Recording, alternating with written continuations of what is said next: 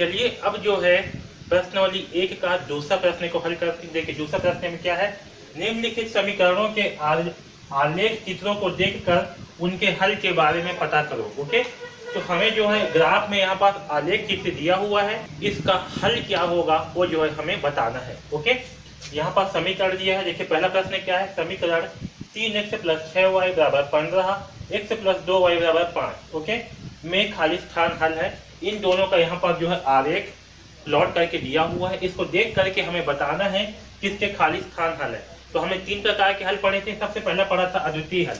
अद्वितीय हल क्या होती है, जब समीकरण से प्राप्त रेखाएं किसी बिंदु पर काटती है। ओके, जब समीकरण से जो रेखाएं प्राप्त होती है वो किसी बिंदु पर क्या करती है, एक दूसरे को काटती है कुछ इस प्रकार से।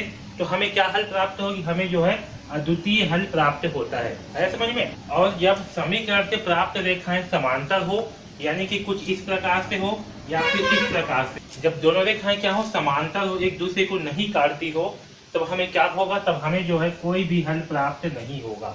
ठीक है। और तीसरा क्या है, जब समीकरण से प्राप्त रेखाएं समपाती हो, एक दूसरे पर स्थित हो, तब समीकरण के अनंत अनंतः अनेक हल होते हैं। ओके, तो देखिए यहाँ पास क्या है, हमें ये जो ग्राफ मिला है इसमें क्या है, दोनों जो है समपाती रेखाएं हैं। कैसे हैं, समपाती है, यानी कि एक ही बिंदु पर जो है दोनों रेखाएं हैं, इसलिए क्या होगा, ये जो है हमारे अनंतः अनेक हल होंगे। तो इसमें क्या होगा, इसमें जो है अनंतः अनेक हल होंगे। ठीक है, तो यहाँ पास आएगा अनंतः अनेक हल होंगे। तब x और y के, तो चूंकि यहाँ पास दोनों रेखाएं एक ही बिंदु पर समपाती है, इसलिए क्या होगा, यहाँ पास जो है अनंतः अनेक हल होंगे और इस समीकरण निकाय के अनेक हल प्राप्त होंगे। ओके, इस प्रकार से जो है आपको लिखना है। ठीक है, आया समझ में। इसको नहीं लिखना है, केवल इतना लिखना है, खाली स्थान में क्या लिखना है, अनंतः अनेक हल। और x और y के मान क्या होंगे, तो x और y के जो है इस समीकरण निकाय के अनेक हल प्राप्त होंगे, ऐसे जो है आपको लिखना है। ओके, अब इसमें दूसरा प्रश्न देखिए, यहाँ पास एक ग्राफ दिया हुआ है। ये दोनों ग्राफ कैसे हैं, समांतर हैं, एक दूसरे के पैरेलल है ना। मेरे से थोड़ा सा डायग्राम में थोड़ा मिस्टेक हुआ है ना।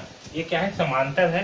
तो जिसमें समांतर होती है उसमें क्या होती है, जब समीकरण से प्राप्त रेखाएं समांतर हो तब समीकरण का कोई भी हल नहीं होता। ओके, इस खाली स्थान पे क्या आएगा, इस खाली स्थान पर आएगा कोई भी हल नहीं होता।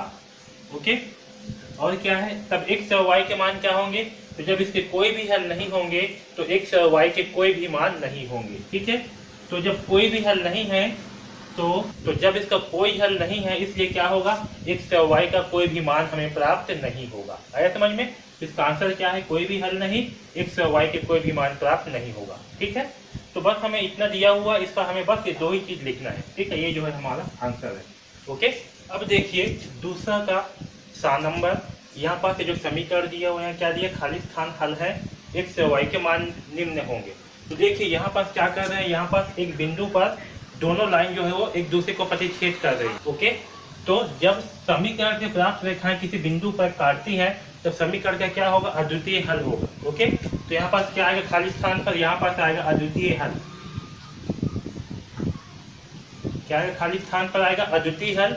तब x और y के मान क्या होंगे, तो देखिए यहाँ पास x और y का मान क्या होगा, ये दोनों एक दूसरे को किस बिंदु पर काट रहे हैं, -1 और 2 बिंदु पर। ठीक है, एक दूसरे को -1 और 2 बिंदु पर काट रहे हैं, इसलिए x का मान क्या होगा, x बराबर होगा -1 और y बराबर क्या होगा, 2 होगा। आया समझ में। तो यहाँ पर x का मान कितना आएगा, -1 और y का मान आएगा 2। ठीक, तो इसके जो है अद्वितीय हल होंगे, क्योंकि यहाँ पास एक बिंदु पर ये दोनों लाइन एक दूसरे को काट रहे हैं। ओके, इसका क्या होगा, इसका जो है अद्वितीय हल होगा और x का मान होगा -1 और y का मान होगा 2। ठीक, तो इस प्रकार से जो है ये तीसरा प्रश्न को हल करेंगे। ओके, अब देखिए इस चौथा प्रश्न में क्या है, 3x + 2y - 12 = 0, x - y + 1 = 0। ठीक है, इसका यहाँ पर जो है हमें ग्राफ प्लॉट दिया हुआ है। यहाँ पर क्या हो रहा है, दोनों रेखाएं जो है इस बिंदु पर एक दूसरे को काट रहे हैं। तो जब समीकरण से प्राप्त रेखाएं किसी बिंदु पर काटती हैं, तब समीकरण का क्या होता है, अद्वितीय हल होता है। तो खाली स्थान पे क्या आएगा, क्योंकि ये दोनों रेखाएं जो है एक दूसरे को इस बिंदु पर काट रही है, इसलिए क्या होगा, खाली स्थान पर आएगा अद्वितीय हल। क्या आएगा, अद्वितीय हल।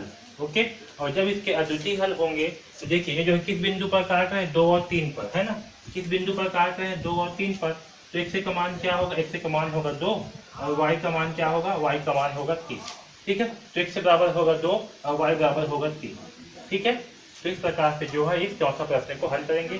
खाली स्थान पे क्या आएगा, अद्वितीय हल, और जब अद्वितीय हल है तो x का मान क्या होगा 2 और y का मान होगा 3। ओके, तो इस प्रकार से जो है हम प्रश्नावली 1 के सारे प्रश्नों को हल करेंगे। अगर कुछ भी डाउट है तो आप बिल्कुल पूछ सकते हैं। ओके, तो DKP एकेडमी से जुड़ने के लिए धन्यवाद।